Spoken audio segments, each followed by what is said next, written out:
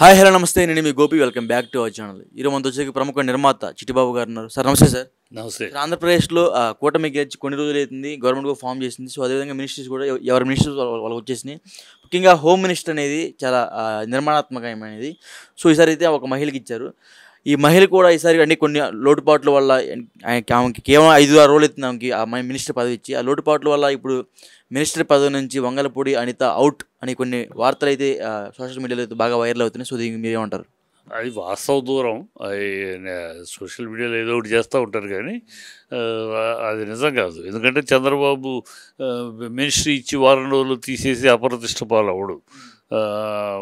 ఏమాత్రం తెలియదా ఇప్పుడు తీసేసే బదులు వారం రోజుల ముందు తెలియదా అనుకుంటాడు. ప్రజల ముందు చిన్న తేడా వస్తుంది. అంటే ఎందుకంటే సార్ లాస్ట్ టైం కూడా మహాసేన రాజేష్ టికెట్ ఇచ్చి వెంటనే వెనక్కి తీసుకున్నారు కదా. సో అది ఎలా చేస్తారు? రాజేష్ విషయం వేరు. రాజేష్ విషయం వేరు. అతను వద్దని పవన్ కళ్యాణ్ అడ్డుపడటం, అతను అలాంటి వాడితోటి ట్రావెల్ చేయడం కష్టం అని అనటం అది వేరు. బిఫోర్ టికెట్లు ఇవ్వటం ముందు. ఇప్పుడు ఒక ప్రభుత్వం ఏర్పడి ప్రమాణ స్వీకారాలు అయ్యి మంత్రి పదవులు ఇచ్చినాక వారం రోజుల్లోనే మంత్రిని బర్తరఫ్ చేశారంటే చాలా వీళ్ళ చేతకానితనం కింద ఎస్టాబ్లిష్ అవుతుంది ప్రజల్లో. అది చేయడు, అపని చేయడు. కాకపోతే వంగలపూడి ఎందుకు వస్తుంది ఈ సోషల్ మీడియాలో అంటే వంగలపూడి అనేది యొక్క విధానం. ఇప్పుడు నువ్వు హోమ్ మినిస్టర్ అయ్యావు, నీ బాధ్యతలు ఏంటి? హోమ్ మినిస్టర్ అవగానే ముందు నిజమైన బాధ్యత త్రికరణ శుద్ధితో కూడిన బాధ్యత అయితే ఒక ఆడదానిగా నువ్వేం చెప్పాలి? పవన్ కళ్యాణ్ 30,000 మంది అమ్మాయిలు మిస్ అయిపోయారు. నాకు ఒక ఇన్ఫర్మేషన్ ఇంటెలిజెన్స్ డిపార్ట్మెంట్ నుంచి ఒక వ్యక్తి ఆఫీసర్ రేడియో చెప్పాడు అన్నారు. అప్పుడు మీకు అధికారంలో లేదు ఆయన చెప్పాడు, అధికారంలో లేదు కనుక మీరేం చేయలేకపోయారు. ఇప్పుడు అధికారంలోకి వచ్చే హోమ్ మినిస్టర్ ఒక ఆడదానివి. ఆడపిల్లల్ని పోగొట్టుకున్న తల్లిదండ్రులు ఎంత బాధపడతారో అదే నిజమైతే పవన్ కళ్యాణ్ చెప్పింది నిజమే అయితే వాటి కోసం ముందు ఫస్ట్ యాక్షన్ ఆ 30 మంది తప్పిపోయిన ఆడపిల్లల భవిష్యత్తు వాళ్ళని తల్లిదండ్రుల దగ్గర చేర్చే బాధ్యత నేను తీసుకుంటాను అని ఆ విధంగా అడుగులేయాలి. అది ప్రజలు హర్షించేవారు. అది చేస్తే అంటే పవన్ కళ్యాణ్ అబద్ధం ఆడా, ఎలక్షన్ కోసం ఏదో ఒక జిమ్మికుల కోసం మాట్లాడా, లేకపోతే అతను చెప్పిన దాంట్లో వాస్తవం ఉందా? ఇది ప్రజలకు తెలియాల్సిన అవసరం ఉంది. పవన్ కళ్యాణ్ చెప్పింది నిజమని నమ్మితే మీరు నమ్మేగా ప్రజలు 10 మాటలు ఆయన అనగానే మీరు అన్నారు, అందరూ అన్నారు కదా, వాలంటీర్లు అమ్మాయిల అడ్రస్లు తీసుకెళ్ళి ఇస్తున్నారు ఈయన మాట్లాడారు కదా. సో మరి మీరు నమ్మినట్టు నాకు నమ్మినప్పుడు మరి అధికారులకు వచ్చినాక దోషులు పట్టుకోవాలి కదా. ఆ 30,000 మంది ఆడపిల్లల్ని వాళ్ళ తల్లిదండ్రులకు చేర్చి వాళ్ళకు బాధ తీర్చాలి కదా. ఆ అమ్మాయిల్ని చేసిన అవకాశం ఇచ్చిన దోషులు పట్టుకుని శిక్షించాలి కదా. అది కదా మీ బాధ్యత. ఆ బాధ్యత వదిలేసేసి వాడి మీద టార్గెట్ వీడి మీద టార్గెట్. ఏమి టార్గెట్లు? హోమ్ మినిస్టర్ అయింది అందుక వాళ్ళ మీద టార్గెట్లు వీళ్ళ మీద టార్గెట్లుగా ఈ భాష ఈ మాట ఇంకా అమ్మాయి హోమ్ మినిస్టర్ అయినా కూడా ఆ హుందాతనము హోమ్ మినిస్టర్గా పదవి గౌరవాన్ని కాపాడే స్థితిలో కాకుండా ఇంకా ఎన్నికలప్పుడు ముందు ఎన్నికలప్పుడు మాట్లాడినట్టే మాట్లాడుతుంది. ఎన్నికలప్పుడు మాట్లాడతారు, అందరూ మాట్లాడతారు. ఎన్నికలు అయినాక ఒక పదవిలో కూర్చున్నాక పదవి హోదా పదవి యొక్క గౌరవాన్ని కాపాడే స్థాయిలో అమ్మాయి చేయట్లేదు. అందుకని సోషల్ మీడియాలో ఏమో అనర్హురాలు ఏమో మాటలు ఇంకా అలాగే మాట్లాడుతుంది. ఓ పద్ధతిలో లేదు. హోమ్ మినిస్టర్గా నాకు టార్గెట్ అని ఎవరన్నా చెప్తారని ఒకవేళ టార్గెటే ఉండొచ్చు నీ మనసులో. అది ఓపెన్గా చెప్తారు ఎవరన్నా? అది ఎంత చీప్ విషయం. నీ ఫస్ట్ టార్గెట్ కొడాలని ఫస్ట్ టార్గెట్ అంటది. అది అంత ఓపెన్గా అంటారు ఎవరిని అసలు? అంటే అదేంటి? ఒక హోమ్ మినిస్టర్ హోదా వాళ్ళు అనరు. హోమ్ మినిస్టర్ వాళ్ళ మీద న్యాయపరమైన చర్యలు ఏమైనా ఉంటే వాళ్ళ మీద కంప్లైంట్లు ఉన్నప్పుడు అట్లా చూస్తామని చెప్తారు తప్పితే కొడాలని టార్గెట్ అంటే అసలు ఏం చేస్తుంది? కొడాలని ఏం చేయగలదు? ఇదేమన్నా డెమోక్రటిక్ కంట్రీ, చట్టాలు ఉన్నాయి, నువ్వేం చేయగలవు? ఇప్పుడు ఎవరో వాలంటీర్లు బలవంతంగా మాతో రాజీనామా చేయించాడని ఎవడో కంప్లైంట్ ఇచ్చాడు, దానికి ఎఫ్ఐఆర్ వెళ్ళి ఏంటి దానికి సాక్ష్యాలు? వాడు ఎవడో చెప్పాడు, ఎవడో వాలంటీర్ చెప్పాడని అంటున్నారు. వాడు చెప్పాడు, ఏ బలవంతంగా అతను చేయించాడని సాక్ష్యాలు ఏమున్నాయి? దృశ్యాలు ఏమన్నాయా? ఆడియోలు ఏమైనా ఉన్నాయా? వీడియోలు ఏమైనా ఉన్నాయా? అతను షర్ట్ పట్టుకోవడం లేదా ఇంకోటి బెదిరిస్తే ఏమన్నాయి? వాడు ఎవడో కంప్లైంట్ 100 కంప్లైంట్లు చేస్తూ ఉంటారు. అన్నీ వాటిలో నిజం ఎంత నిజాయితీ ఎంత అని చట్టం తెలుస్తుంది. ఏం చేయగలవు? టార్గెట్ చేయటం అంటే ఏంటని? కాళ్ళు ఎరగదీటి చంపేస్తావా? మనుషులు లేపేస్తావా? ఏం చేస్తావు హోమ్ మినిస్టర్ గారు? నీ హోమ్ మినిస్టర్ అనగానే నువ్వు వాళ్ళు వీళ్ళు లేపే అంటే పోలీస్ ఆఫీసర్లు అంత సిద్ధంగా అంత ఈ ఉండరుగా. దేనికైనా కారణం కావాలి. ఊరినే అంటే అనుభవరాహిత్యము, ఒక హోదాని తగినట్టు మాట్లాడే సంస్కారం లేకపోవటం వల్ల సోషల్ మీడియాలో అనర్హురాలు అని వాడు మోసేస్తున్నారు. యాక్చువల్గా చేయడు కాకపోతే పిలిచి ఇలాంటి మాటలు తగ్గించమని వార్నింగ్ ఇస్తాడు చంద్రబాబు. కానీ చంద్రబాబు అలాంటి పని చేసి అప్రతిష్ట పాలవ్వడు. ప్రజల ముందు అప్రతిష్ట పాలవుతారు వారం రోజుల్లో మారిస్తే. ఓకే, ఇప్పుడు దాకా ఆంధ్రప్రదేశ్లో జరిగిన గంజాయి సాంప్రదాయం, డ్రగ్స్ సాంప్రదాయం, జగన్ తెచ్చిన సాంప్రదాయం కాబట్టి మొత్తం నేను మార్చేస్తా అంటున్నాను. సో దానికి ఏం చెప్తారు? అదే చెప్తున్నా, అవగాహన రాహిత్యం. జగన్ తెచ్చిన సాంప్రదాయం ఏంటి? గంజాయి ఇది రాష్ట్రంలో ఎప్పటి నుంచో వైజాగ్ పొలాల్లో గంజాయి పండించడం ఎన్ని దశాబ్దాల నుంచి ఉంది. ఇది అప్పుడప్పుడు పట్టుకుంటారు, అప్పుడప్పుడు వదిలేస్తారు, చూసి చూడనట్టు వెళ్ళిపోతూ ఉంటారు. ఇది వాళ్ళకి అక్కడ ఆ కొండ మీద అడవుల్లో రైతులు వాళ్ళ జీవనాధారమే అది. వాళ్ళని ఈ గంజాయి వాళ్ళు ఎప్పటికప్పుడు వాళ్ళని మోపు చేస్తూ ఉంటారు. దొరికితే వాళ్ళు దొరుకుతారు, పండించేవాడు దొరుకుతాడు, కొనేవాడు దొరకడు. ఇది అనాదిగా జరుగుతుంది. ఒక 3-4 దశాబ్దాలుగా జరుగుతుంది. ఆ అమ్మాయికి చరిత్ర తెలీదు. గంజాయి చరిత్ర ఏంటి, గంజాయి ఎక్కడ ఉంది ఏంటి, వైజాగ్లో ఎన్నిసార్లు దొరికారు, ఇంకా అడవి ప్రాంతాల్లో ఎక్కడ పండిస్తున్నారు, మణిపూర్ దగ్గర ఎక్కడ పండిస్తున్నారు, ఏమిటి, ఎట్లా ట్రావెల్ అవుతున్నాయి, ఏమీ తెలియదు ఆవిడికి. గంజాయిని అణచాలంటే ఆ ముఠాన్ని అణచాలి. ఆ గంజాయి ముఠా దగ్గరికి కూడా వెళ్ళలేదు అనితలాంటి వాళ్ళు. ఎందుకంటే వాళ్ళు పెద్ద మాఫియా, డ్రగ్ మాఫియా. ఆ డ్రగ్ మాఫియా మీద చేయి పెడితే ప్రాణాలు లేచిపోతాయి, కుటుంబాలు లేపేస్తారు.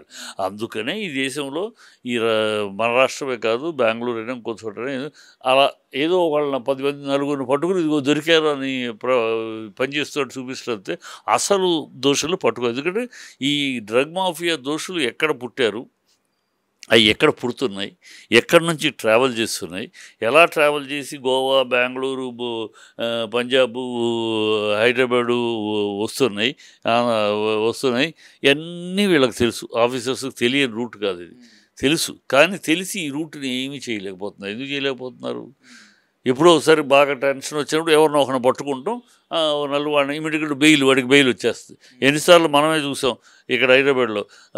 నైజీరియా వాడిని పట్టుకుంటాం, వాడు బెయిల్ వెళ్ళిపోతాడు, మళ్ళీ నైజీరియా వాడే దొరుకుతాడు, ఇంకో పేరు వాడు దొరుకుతాడు. ఇది అలా పట్టుకుంటూ వదిలిన కంటి తుడుపు చర్యలు తప్పితే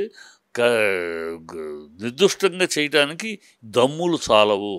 ఎందుకు చాలంటే ఆఫీసర్లు ఉన్నారా అంటే ఉన్నారు, బ్రహ్మాండమైన ఆఫీసర్లు ఉన్నారు, కానీ వాళ్ళకి రక్షణ లేదు.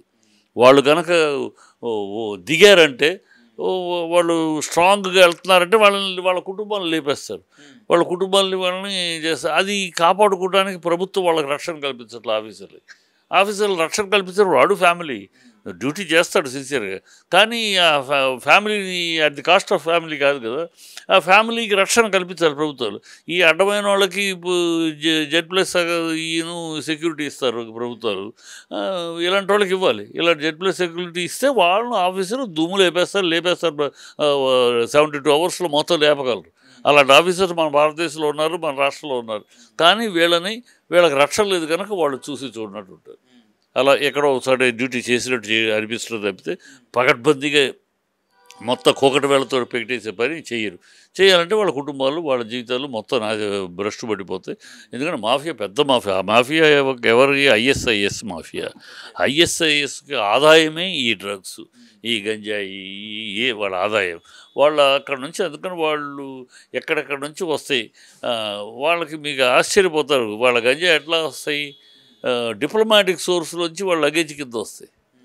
డిప్లొమాటిక్ సోర్స్లో అంటే వాళ్ళు అంత పవర్ఫుల్గా ఉన్నారు. వాళ్ళు డిప్లొమాటిక్ సోర్స్లో వస్తాయి. డిప్లొమాటిక్ సోర్స్లో వచ్చినప్పుడు ఎయిర్పోర్ట్లో కూడా చెక్కింగ్ ఉండదు. సో అలాంటి సోర్స్లో వచ్చి వస్తున్నాయి కొన్ని వాళ్ళకి. ఇలాంటివన్నీ ఇన్ఫర్మేషన్ వింటూ ఉంటే మర్చిపోతుంది. అంటే అంత పవర్ఫుల్గా వాళ్ళు తయారయ్యారు టెర్రరిస్ట్ గ్రూపులు. వాళ్ళతో వీళ్ళేం పోరాడగలరు? అందులో వంగవేటి ఈవిడ అనిత ఉన్న ఏదో మెహర్బానీ మాటలు ప్రగల్భాలు పలకడం తప్పితే వాళ్ళు ఏం చేయగలదు ఈవిడ? దీనికి పేరు జగన్. ఎంతసేపు జగన్ అయిపోయింది. జగన్ తప్పు అని చెప్పేశారు, ప్రజలు నమ్మేశారు, కూటమికి ఓటేశారు, అయిపోయింది. ఇంకా జగన్ పేరు చెప్పుకుని ఎన్నాళ్ళు బతుకుతారు? ఇంకా మీ పేరు మీకు వచ్చారు, అధికారం ఇచ్చారు, మీరు చేయాల్సింది చేయాలి. మీరు మాట్లాడాల్సి ఇప్పుడు ఆ అమ్మాయి ముందున్న కర్తవ్యం. ఈ 30,000 అమ్మాయిలు మిస్ అయ్యారు, అది ఒకటి గాలి మాట కాదు, అది వాస్తవం అని నమ్మితే దాని మీద యాక్షన్ తీసుకోవాలి. అది లేదు, మేము ఉన్న ఎలక్షన్ అప్పుడు ఏదో మాట్లాడుతూ ఉంటాం, అందుట్లో ఒక మాట అది పెద్ద ఎలక్షన్ కోసం ప్రజల్ని మభ్యపెట్టడానికి ఏదో మాట్లాడతాం, అందుట్లో పవన్ కళ్యాణ్ గారు మాట్లాడారు, మేము దాన్ని మాట్లాడాం, అంతేగాని దాంట్లో వాస్తవం లేదంటావా? ప్రజలకు క్షమాపణ చెప్పండి, ఎలక్షన్ కోసం పొరపాటున మాట్లాడాం, అలాంటిది ఏమీ జరగలేదు. జరిగింది అంటున్నారా, యాక్షన్ తీసుకోండి. ఇది మా హోమ్ మినిస్టర్గా నువ్వు చేయాల్సిన పని. అది వదిలేసి ఈ సుత్తి వాళ్ళ మీద టార్గెట్, వీళ్ళ మీద కాబట్టి ఏం టార్గెట్ చేసి ఏం చేస్తావు, ఏం చేయగలవు? ఇదో ప్రజాస్వామ్యం, ఇదేమన్నా నక్సలైట్ ప్రభుత్వమా లేకపోతే ఇంకోట పిచ్చివాగుళ్ళు తప్పితే ఇంకేం కాదు. అనిత గారు ఎమ్మెల్యేగా ఉన్నప్పుడు వాళ్ళ భర్తని అంటే జైలు వేసి పోలీసుల చేత కొట్టించుకుని అతి దారుణంగా వాళ్ళ భర్తని కొట్టించారు అని అప్పట్లో బాగా వార్తలు వచ్చారు. ఆవిడే కొట్టించినప్పుడు చాలా బాగా వార్తలు వచ్చాయి. సో ఎమ్మెల్యే ఉన్నప్పుడు అట్లా జరిగితే ఇప్పుడు మినిస్టర్ అయింది, ఇప్పుడు ఎలా ఉండబోతుంది? ఇప్పుడు అది భర్త విషయంలో ఏమి జరిగింది, భర్త వల్ల తనకెంతటి బాధ ఇది జరిగింది. ఆవిడ మాట తీరు కొంచెం గద్దర మాటలే కానీ ఈనాళ్ళు వేరు. నువ్వు గద్దరగా ఇండివిజువల్గా ఉన్నప్పుడు, ఒక కార్యకర్తగా ఉన్నప్పుడు, ఒక పార్టీ నాయకురాలుగా ఉన్నప్పుడు నువ్వు మాట్లాడే మాటలు ఏవైనా ఓకే. ఒక మినిస్టర్గా ఉన్నప్పుడు బాధ్యతతోటి మాట్లాడాలి, కొంచెం సంస్కారంతో మాట్లాడాలి, కొన్ని పనులు విలువలతో కూడిన డ్యూటీ చేయాలి. అప్పుడే నీకు పోలీస్ ఆఫీసర్స్లో మధ్య గౌరవం పెరుగుద్ది. నీ గౌరవం ఎప్పుడు పెరుగుద్ది? నువ్వు చెప్పే విధానాలు, నువ్వు చేయమనే పనులు గౌరవప్రదంగా ఉంటే వాళ్ళు రెస్పెక్ట్ చేస్తారు. లేకపోతే ఎదురుకుండా సల్యూట్, ప్రోటోకాల్ ప్రకారం సల్యూట్ కొడతారు వెనకాల. ఇది ఎక్కడ కూడా ఏం మాట్లాడతాడు, ఏం ఇవన్నీ చేస్తే రేపు పొద్దున మనందరం బొక్కలో వెళ్ళవా, ఇలా మాట్లాడుకుంటారు. ఇది ఆ అమ్మాయికి తెలియట్లా. ఏదో మీటింగుల్లో కనుక మాట్లాడేస్తే తప్పట్లు కొట్టేస్తారు కార్యకర్తలు. ఈ మినిస్ట్రీగా నువ్వు చేయగానే పోలీసులు తప్పట్లు కొడతారు అనుకుంటే భ్రమ. అది she has to learn a lot. మాట తీరు మార్చుకోవాలి, మా విధానాలు మార్చుకోవాలి. ఇప్పుడు ప్రయారిటీస్, నీ డ్యూటీలో హోమ్ మినిస్టర్కి వెళ్ళినాక నీ ప్రయారిటీస్ ఏంటో ఫస్ట్. ప్రజల ముందు ఉన్న ప్రయారిటీ ఇది. ప్రజలు ఎదురు చూస్తున్నారు, నమ్మారు. మీరు 30,000 మంది పవన్ కళ్యాణ్ మీరు అందరూ మాట్లాడి ప్రజలు నమ్మేసి ఆ 30,000 మంది అయ్యో ఇంతమంది ఆడవాళ్ళు పోయారా, దీనికి పట్టింపు కూడా లేదా ఈ ప్రభుత్వం వల్ల అని మీకు వాళ్ళకి అగెన్స్ట్గా మీకు వేశారు. మరి అది ఆ నమ్మకం, మీరు అబద్ధాలు చెప్పారా నిజమా, అది తేల్చాలి కదా. అప్పుడు పైగా ఏది మీరు మామూలు ఎక్కడో కాదు, పబ్లిక్ మీటింగ్లో మాట్లాడారు. పబ్లిక్ మీటింగుల్లో పైగా మా ఆఫీసర్, ఒక ఇంటెలిజెన్స్ ఆఫీసర్ చెప్పిన ఇన్ఫర్మేషన్ అన్నారు. సో ఆఫీసర్ ఎవడు? అప్పుడు సరి చెప్పలేదు అపోజిషన్ మీరు అధికారులు, ఇప్పుడు అధికారంలో ఉన్నారు. ఆఫీసర్ ఎవడు? మొత్తం డీటెయిల్స్ తీసుకోండి. మొత్తం ఎవడైనా సరే దీనికి పాల్పడిన ఈ ఆడకూతుర్ని కిడ్నాప్ చేసిన దానికి పాల్పడిన వాళ్ళని అందరినీ యాక్షన్ తీసుకోండి, కఠిన శిక్ష విధించండి. ఆ అమ్మాయిని ముందు రక్షించి వాళ్ళ తల్లిదండ్రులకు అప్పచెప్పండి. ఇది కదా బాధ్యత, ఇది కదా మీ డ్యూటీ చేయాలి. ఆడదానిగా ఫస్ట్ హోమ్ మినిస్టర్ కూర్చోగానే